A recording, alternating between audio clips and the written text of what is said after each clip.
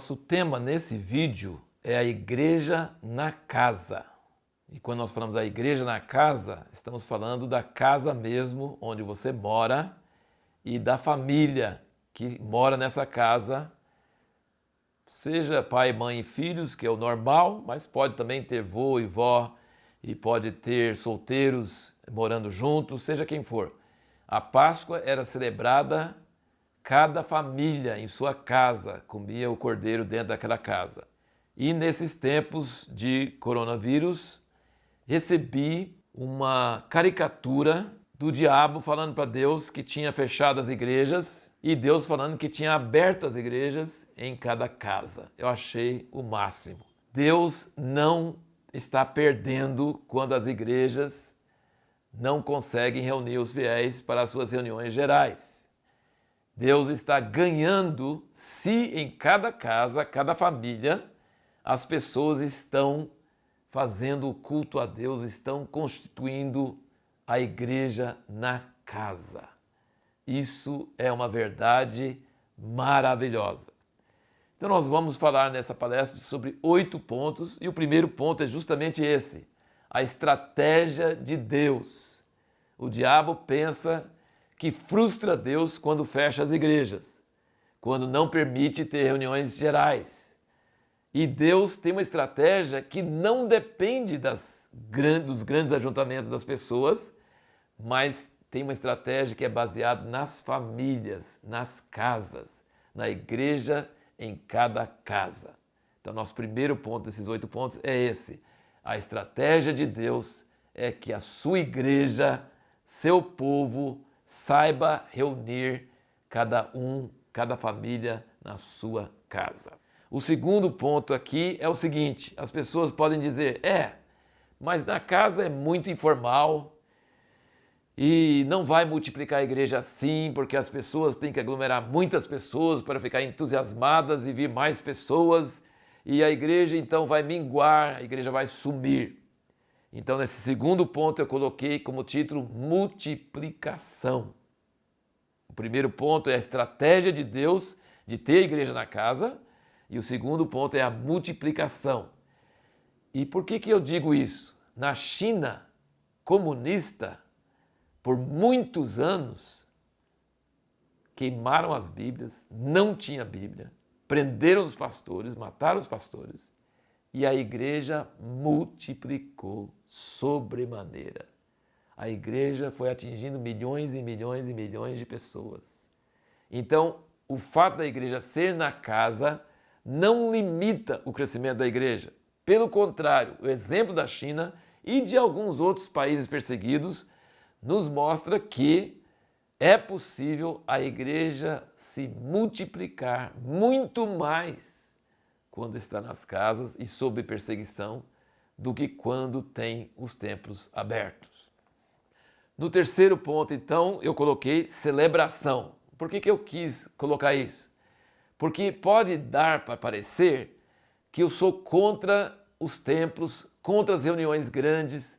Não sou contra. A Bíblia, em Atos, nos fala que reuniam no templo, é claro que não era um templo, um prédio feito exclusivamente para reuniões, era num alpendre, como se fosse uma praça pública, mas reuniam grandes concentrações de pessoas para ouvirem a pregação dos apóstolos, e de casa em casa.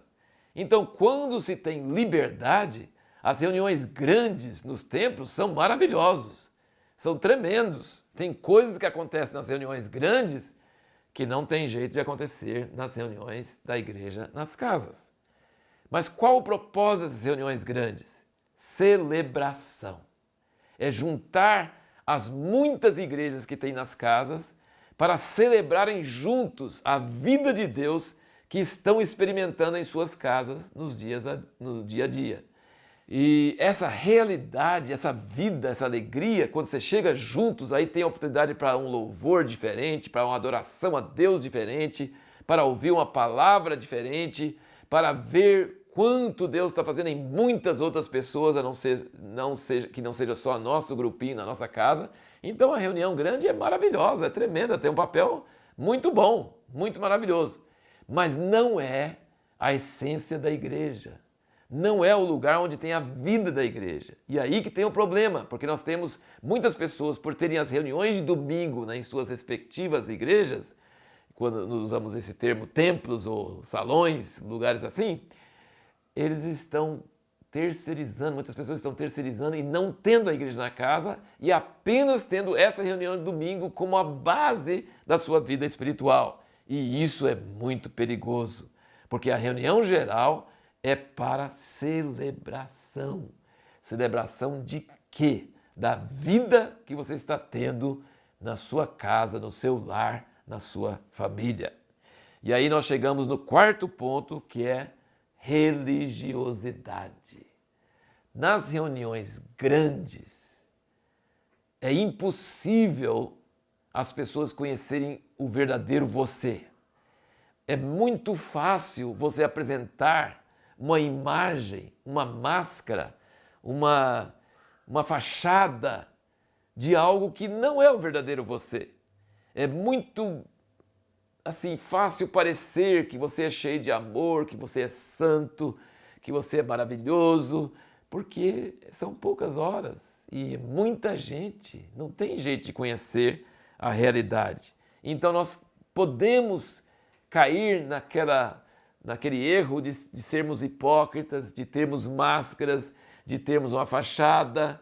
Não quer dizer que a reunião geral produz isso, mas se nós só temos a reunião geral e não temos um outro ambiente na casa, isso contribui para criar uma personagem, nós sermos atores, nós termos máscaras, e isso é um grande perigo, isso não é bom. Tem um caso que alguém contou uma vez que ilustra isso um pouco, que a esposa de um pastor, quando terminava a reunião de domingo, ela chegou com um caminhão de mudança da casa do pastor para trazer os móveis para dentro da igreja, do salão da igreja. E ele falou: que é isso, bem? O que você está fazendo? Ela falou assim: quero morar com você aqui, porque você aqui é maravilhoso. E lá em casa é muito chato.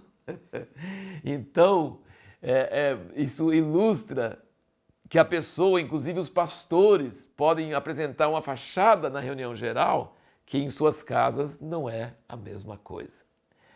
E aí nós chegamos no quinto ponto, que chama-se realidade.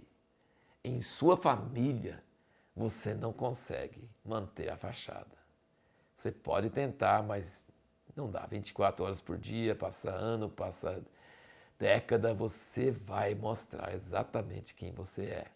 Quem te conhece é sua esposa, seus filhos, seu cônjuge, vai te conhecer mesmo, nas suas horas boas e nas suas horas más. Na casa você não consegue esconder quem você é. Então, a grande utilidade na igreja na casa é que ela é fundamentada em realidade, na verdade, e não é baseado numa fachada, num verniz religioso. E isso, então, é uma grande vantagem para ter uma igreja verdadeira. Isso também é uma das grandes dificuldades. As pessoas correm para os grandes templos, aglomerações, para fugir dos problemas que eles têm em casa, porque a nossa realidade às vezes não é muito bonita. E às vezes nós temos assim alguns problemas que nos travam e alguns problemas que nós não conseguimos resolver, alguns relacionamentos meio problemáticos. Então a gente quer sair de lá e ir para um lugar onde está tudo bem, tudo maravilha, para dar uma descansada dessa rotina meio desgastante que tem na família. Mas Deus não interessa por fachadas, Deus quer realidade. E então a igreja verdadeira, a igreja real, é a igreja que está na sua família, na sua casa. E aí nós chegamos no sexto ponto, que chama-se comunidade. E eu quero trazer um pouco de equilíbrio aqui, que é muito importante, porque tem pessoas que vão ao extremo de dizer que basta você ter a sua família como igreja e você não precisa da congregação maior, da comunidade maior, você serve a Deus com a sua família e ponto final. Isso não é bom. Eu posso dizer isso por experiência própria, já estive em épocas onde não tinha uma igreja para reunir regularmente e não é bom para os filhos, não é suficiente. Você precisa de da igreja, da comunhão com outros irmãos. Seus filhos precisam fazer amizade com outros jovens de outras igrejas, de outras famílias, de outras igrejas nas casas. Eles precisam disso. Você não é suficiente para sua própria família. A família natural, a igreja na casa, ela precisa dos outros irmãos nas outras casas, das outras famílias. Eu posso citar vários exemplos, mas tem um exemplo muito forte de um irmão que mudou de cidade. Ele e a sua esposa criaram os filhos, tinha igreja na casa, era uma coisa maravilhosa, os filhos eram convertidos, realmente sinceros, servindo a Deus, mas chegou um ponto onde ele falou, eu não vou conseguir mais, eu preciso de participar de uma comunidade, de um lugar onde meus filhos têm acesso a outros pastores, pais espirituais, pessoas que vão influenciar suas vidas, e eles precisam de amizade com outros jovens. E aí ele mudou de cidade, tomando prejuízo e perdendo tudo, e aí os filhos prosperaram. Continuou tendo a igreja na casa, mas o contato com a comunidade faz com que a família seja sadia e a igreja na casa prospere. Então lembre disso. Quando eu estou falando sobre a igreja na casa, não estou falando que cada casa é suficiente. Estou dizendo que cada família precisa ter realidade, vida com Deus em sua família, mas precisa também da comunidade maior, precisa participar de uma igreja, de uma comunidade onde tem liderança, onde tem amizades, onde tem entra e sai de vida e muitas coisas podem acontecer e prosperar essa família espiritual. E aí chegamos no 7º ponto, que chama-se culto doméstico. Não adianta falar que tem igreja na casa se não tem reunião, certo? Nós estamos sempre reunidos, a gente ora antes das refeições. Isso não é o culto doméstico. E aí eu tenho um exemplo para passar para vocês, que está num livro que é escrito por meu pai, que chama-se Minha Jornada Espiritual. A Minha Jornada Espiritual é um livro que ele conta bem curtinho, ele não é uma biografia, mas ele conta dos acontecimentos mais importantes na vida dele, na caminhada dele com Deus.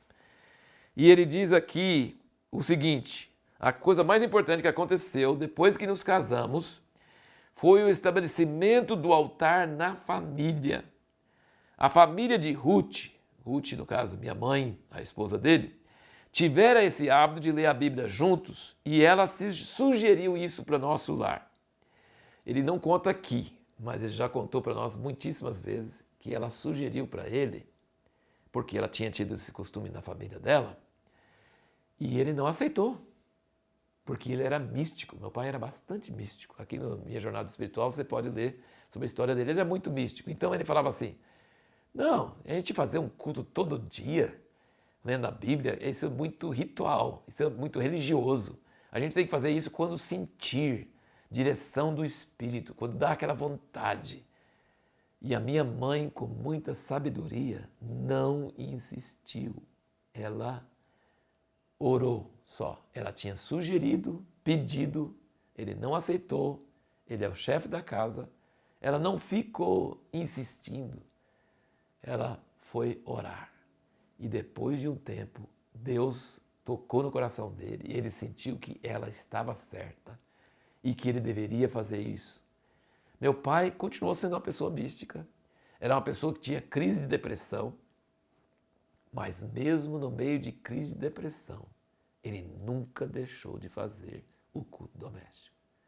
Às vezes ele ficava tão desanimado, tão deprimido, que quase não conseguia abrir a boca, mas ele fazia o culto doméstico. Nós fomos 6 filhos naturais e uma mulher e 5 homens, e tinha muitas vezes outros solteiros morando conosco em nossa casa. Meu pai nunca deixou de fazer o culto doméstico. Para ele, ele sentia que Deus não estaria com ele se ele não fosse fiel a isso. E aí ele diz o seguinte, após alguns meses, mesmo antes de as crianças nascerem, começamos a ler a Bíblia juntos, consecutivamente, desde Gênesis até Apocalipse, todos os dias, sem falhar. Conversávamos sobre o que tínhamos entendido na palavra, discutíamos nossas necessidades ou alvos e orávamos juntos. E aqui eu quero só dar uma pausa, vou ler mais um pouco, mas eu quero dar uma pausa para sugerir para você como se procede num culto doméstico. Leia 1 ou 2 capítulos da Bíblia em sequência, começando em Gênesis, terminando no Apocalipse. Leia todo dia, gasta 5, 10 minutos. Quando termina de ler ou no meio da leitura, incentive a interação, perguntas. O que você achou mais importante? Meus filhos, quando era muito novinho, não tinha nem 2 anos, ou sei lá, por aí, eu perguntava qual foi a última coisa que eu li. E aí eles falavam a última palavra, só para manter o foco, manter a atenção. E essa interação, perguntas e conversa sobre a palavra, não precisa ser prolongado, mas só ler é bom, mas não é suficiente. É bom ter um pouco de interação. Segunda parte, conversa sobre os problemas que a família está enfrentando ou sobre os alvos que se tem para a família. Vai comprar uma casa, o pai precisa de uma promoção, existe uma doença na família, sobre a crise que eventualmente um filho ou outro está passando. Abre o momento para diálogo, para conversa. E depois dessa segunda parte, aí vem a terceira parte, oração, cada um orando. Cada um orando, desde o menor até o maior. Pode ser uma oração curtinha, pode ser maior, mas em cima dos alvos, dos propósitos da família. Então, leitura da palavra, comentário sobre ela, conversar sobre os problemas e alvos da família e oração. Dá para fazer isso em 30 minutos. 10 minutos na palavra, 10 minutos na conversa e 10 minutos na oração. Pode se estender um pouco mais, pode ser um pouco mais curto, dependendo do dia. Mas basicamente essa é a estrutura, essa é um ritual que pode ser mantido cada dia na família. Pode ser depois do café, pode ser antes do café, pode ser antes de dormir à noite, dependendo de cada família, do horário que é mais fácil encontrar todo mundo e não vai ter algumas surpresas ou interrupções.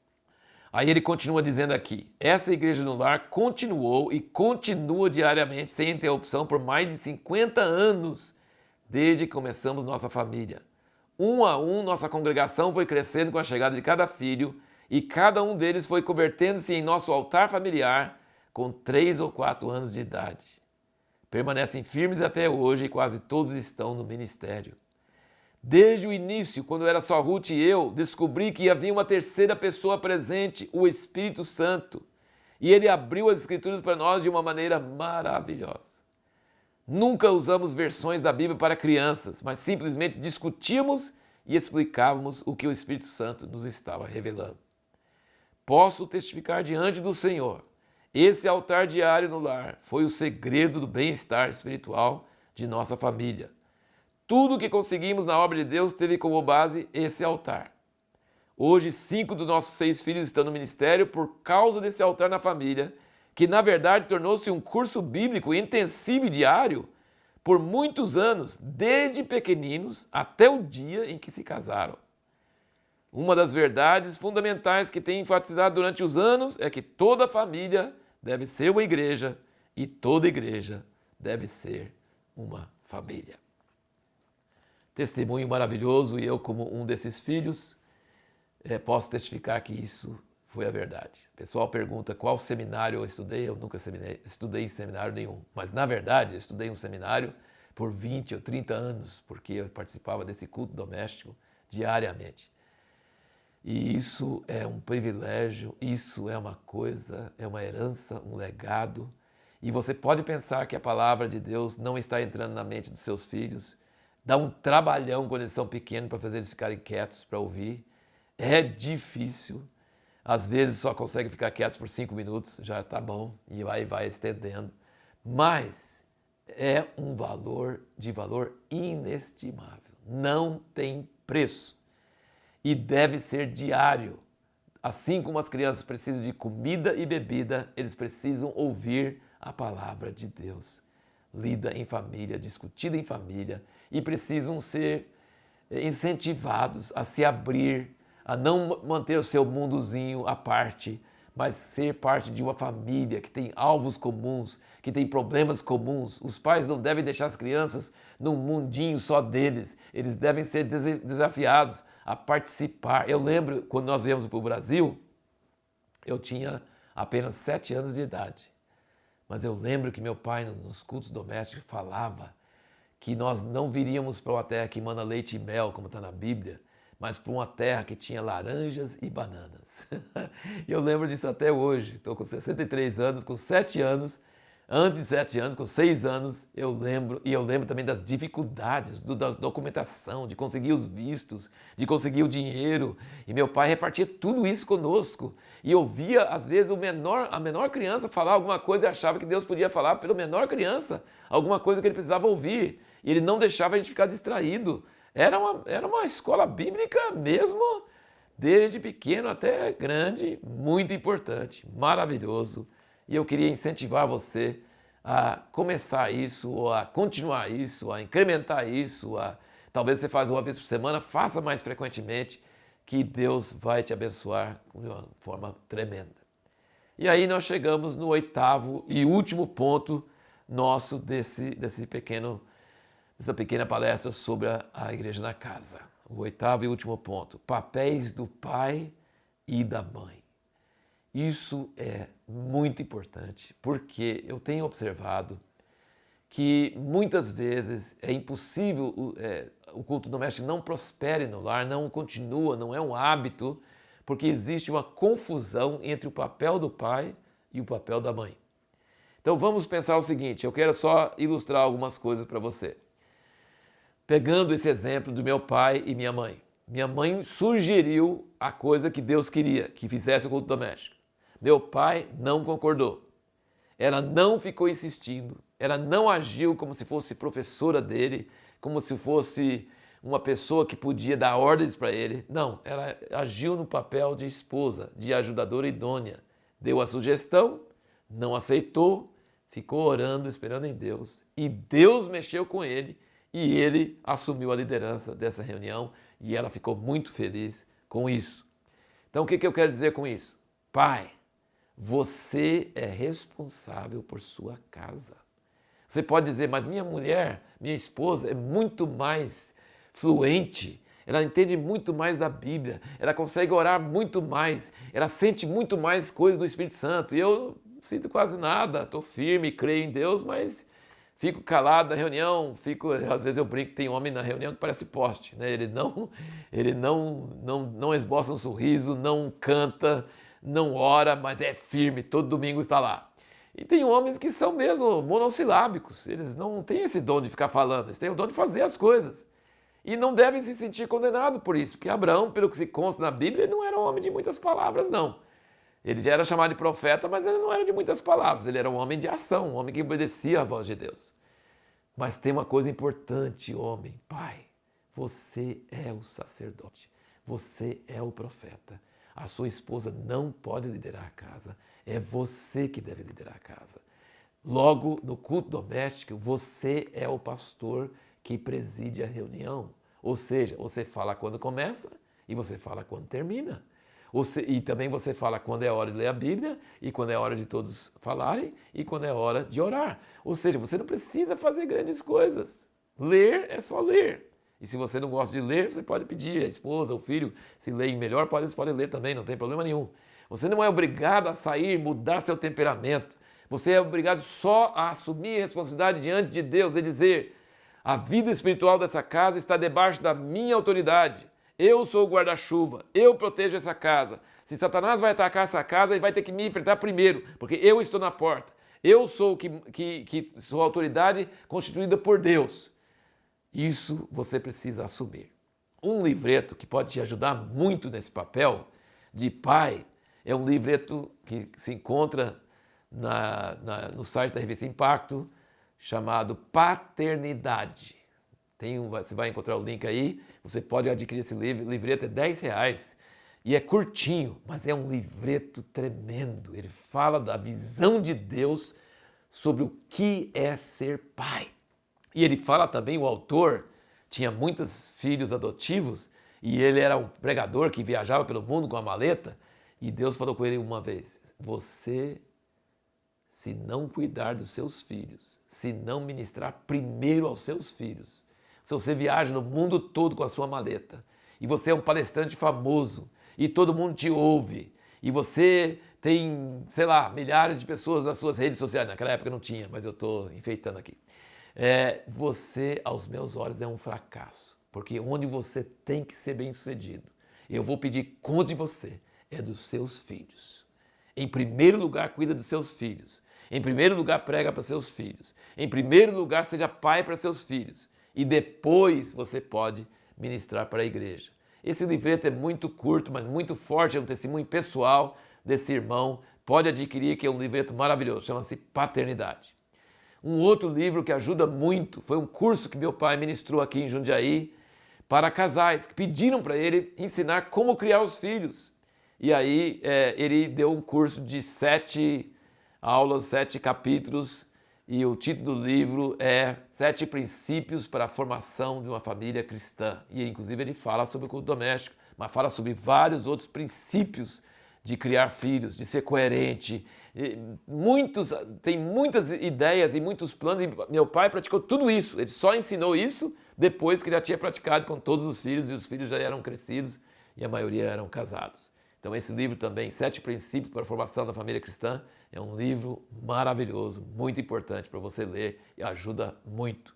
Eu sempre digo para os casais de namorados ou noivos, leia esse livro juntos, pelo menos os primeiros 2 capítulos, para vocês irem acertando sua visão. Antes de ter os problemas, os filhos, resolva como vocês vão tratar esses problemas, os filhos, depois. Que depois um tem um papel, o outro tem outro, aí vai ser difícil. Mas eu preciso, antes de terminar, falar sobre o papel da mulher.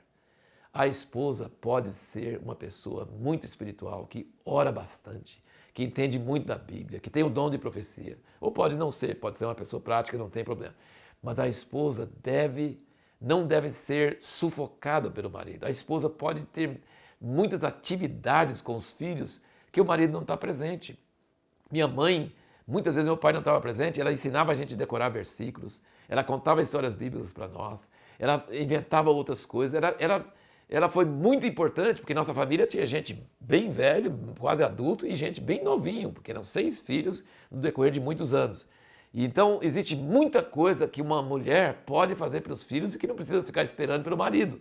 Ela, claro que deve fazer com a concordância dele, com a anuência dele, mas ela não precisa esperar a iniciativa dele. Ela pode ter iniciativa, e minha mãe fazia isso inclusive com os netos. Meus filhos aprenderam muita coisa com ela, inclusive aprenderam inglês. Ela ensinou inglês para eles. E ensinou muitas coisas bíblicas, muitos princípios bíblicos. Então, o papel da mulher é muito importante. Ela constrói a sua casa, ela edifica a família. Mas o que eu queria mostrar é o seguinte: o homem é o profeta, o sacerdote da casa. Mas para isso ele não precisa ser eloquente, ele não precisa ser sanguíneo, extrovertido. Ele pode ser o papel dele mesmo. Mas começa a reunião, termina a reunião, administra a reunião, seja presente, seja responsável, assuma o papel de responsabilidade. E a esposa deve ter liberdade para agir debaixo da concordância do marido, mas ela não deve ficar insistindo, criticando, falando com ele: você não é tão espiritual como o pastor fulano, ou sei lá. Ela deve crer que ela casou com a pessoa certa.